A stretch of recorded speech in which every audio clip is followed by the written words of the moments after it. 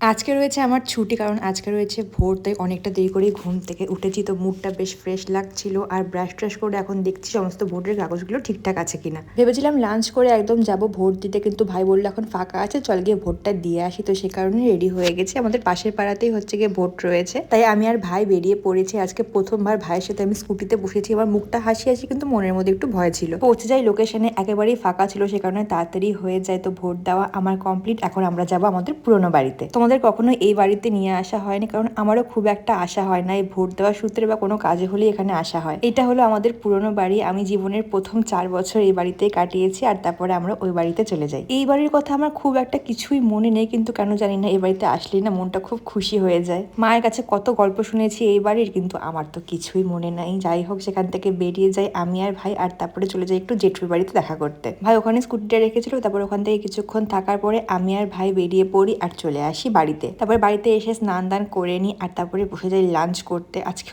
অনেক দিন বাদে বেশ ভালো করে লাঞ্চ করছি, তো বেশ ভালো লাগছে। আর আজকে অনেক কিছু ছিল রান্নায়। যাই হোক, লাঞ্চ হয়ে যায়। তারপরে মা এখন যাচ্ছে ভোট দিতে, তো জিনিসপত্র সমস্ত রেডি করে নিয়েছে, কিন্তু এবার দিদি আসেনি ভোট দিতে।